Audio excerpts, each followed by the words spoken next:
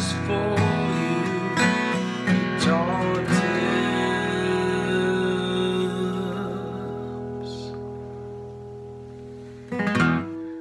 Hello and welcome to Guitar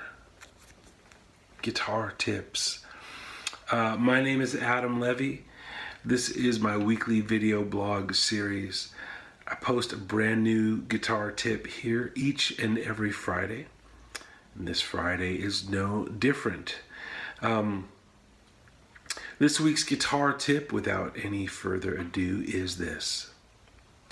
Open tunings aren't just for songwriters. Open tunings aren't just for songwriters.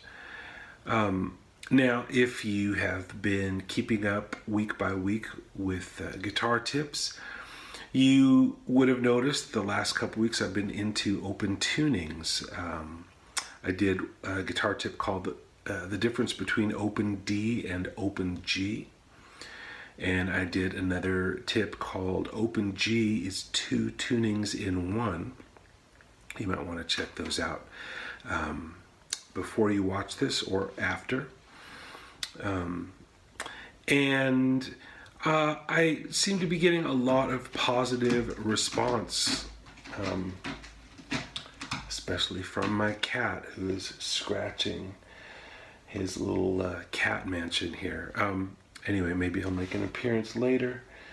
That's tempura off camera. Anyway, I was really interested to discover that a lot of you seem to be curious about open tunings. To be honest, I was a little worried that a lot of you are jazz-oriented players, and typically jazz-oriented players do not care for open tunings because everything that you've been practicing for years and years just goes away. Open tunings are not about playing all the things you are or a bunch of inversions of drop two voicings. You can do those things, but that's not the natural kind of thing. Those aren't the natural sorts of things that people tend to want to play when they get into open tunings. What's that?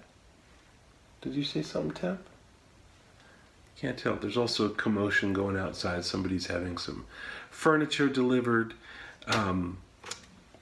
There we go. Oh, he is talking. What do you... Oh, yeah?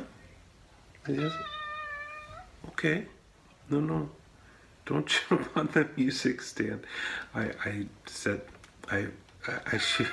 shoot these by putting my iPhone on my music stand. He looked like he wanted to jump onto the music stand, which would be a bad idea whether or not I was doing a guitar tips video right now. Anyway, I'm going to put my pick down here. Okay, so just to say that I was happy to get some positive response about open tunings. I find them very valuable. Admittedly, I am a late comer to open tunings. I played guitar for at least 25 years before I did anything in any kind of tuning other than standard. So those of you who are not into open tunings, I hear you. But I hope that you will at some point experiment a little bit. There's just a lot of cool stuff to be discovered. I think one bias that some guitar players may have is that open tuning is great for songwriters. If you're some, folky Americana singer-songwriter, well then of course open tunings make sense. There's a long tradition of, songwriters using open tunings. Joni Mitchell, probably the most famous. Bob Dylan actually used quite a bit of open tunings, as well as standard tunings. David Wilcox is a tremendous guitar player who plays in a lot of unusual tunings. And if you're not a singer-songwriter, Americana, folky, what have you, you might think, well, it's not for me, but I'll just leave it to those other folks.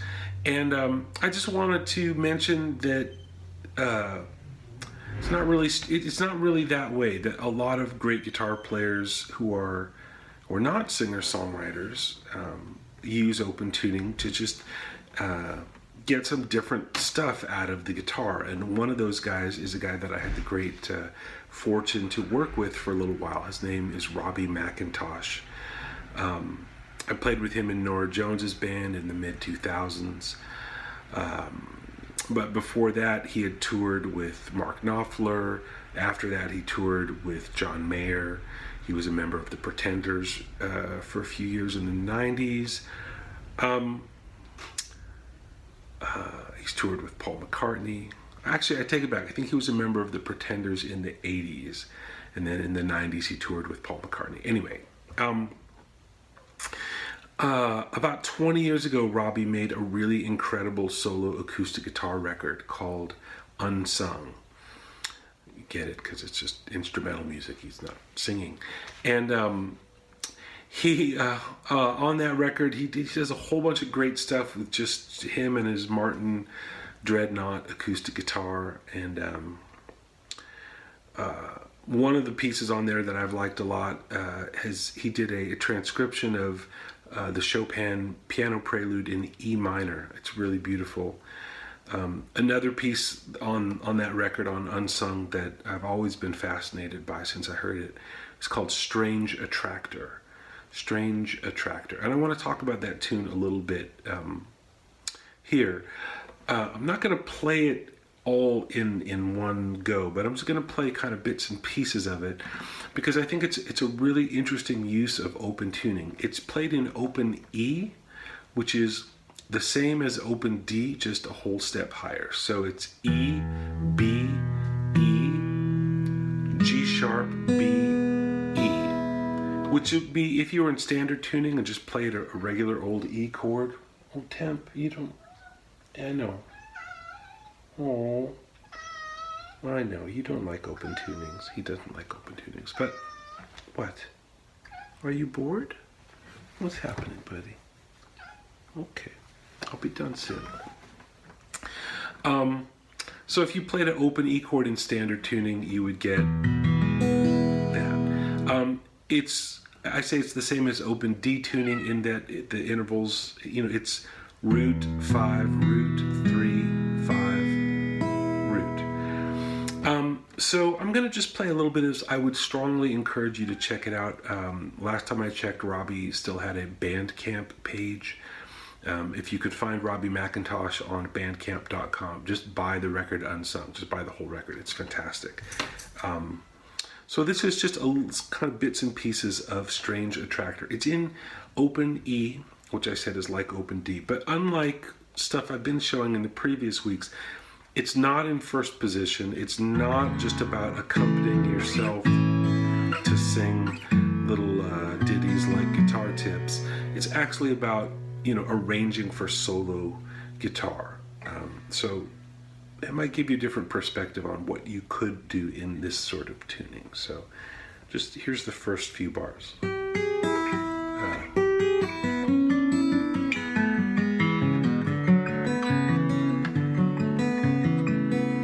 That's the first two bars. It's in 16th notes, so it's 1 E and a 2 E and a 3 and a 4.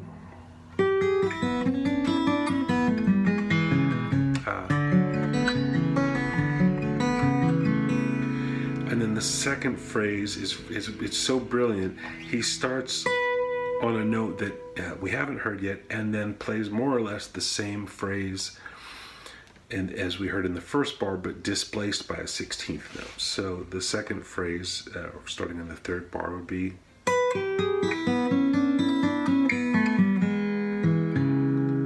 So again, from the top.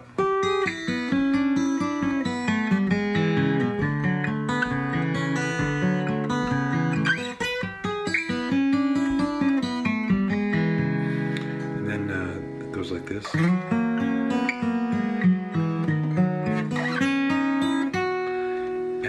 Repeats more or less the first two bars. And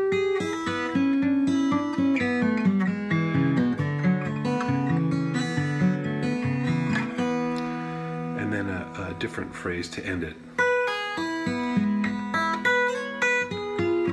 Yeah. Yeah. So hard to play slowly.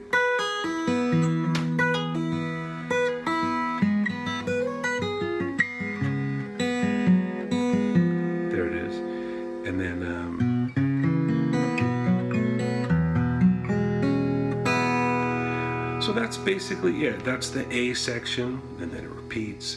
And then there's a B section, which I'll get to. But I just want to show you what's going on. I love that it uses really the whole guitar, at least up to the 12th fret. You could play this on any guitar. You could play it on a 12th fret acoustic guitar. This happens to be a 14th fret acoustic guitar.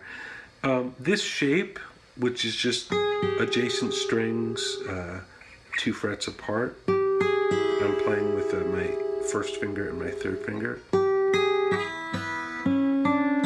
Same thing happens down here. I'll show you my right hand so you can see what's going on.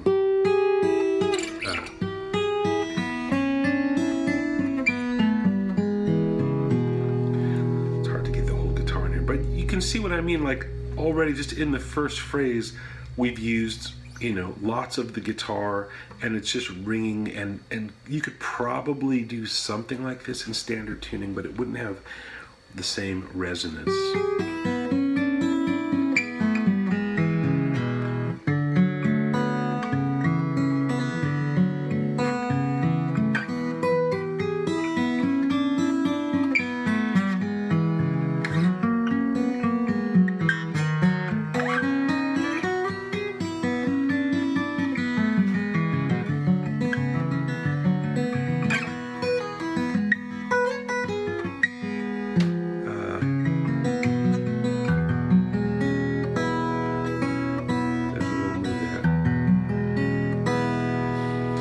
And then in the bridge, it goes something like this.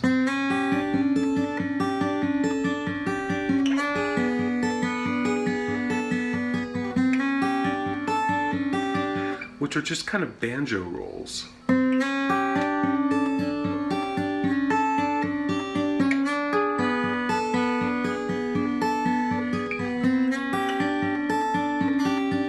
You know, just real simple shapes. But it gets interesting by what's happening with the right hand pattern. 2, 3, 4.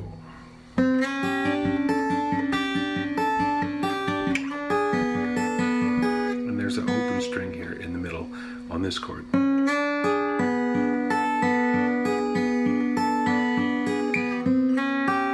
No open string here, there's a little mini bar. This beautiful cascade.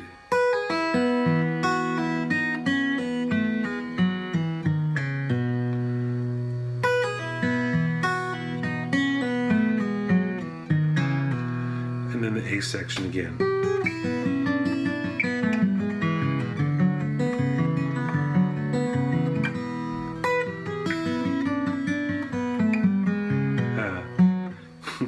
If you stop to think, the whole thing just goes to heck.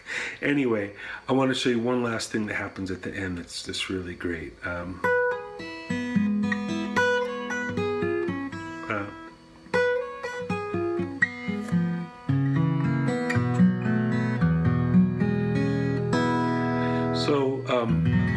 He holds down what in this tuning becomes an E6 chord. It looks like an A7 chord if you were in traditional tuning.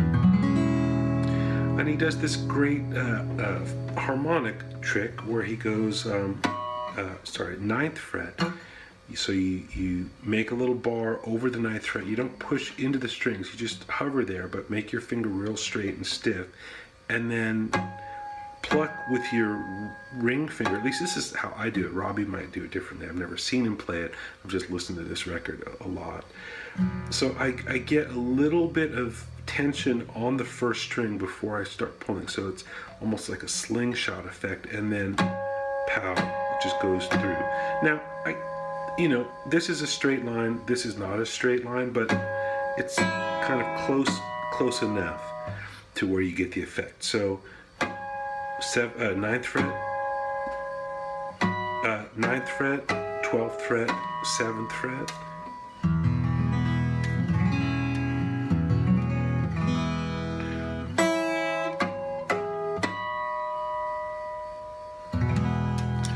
So, will I send you a transcription of this as a PDF? No, I will not. Sorry, that's Robbie's music.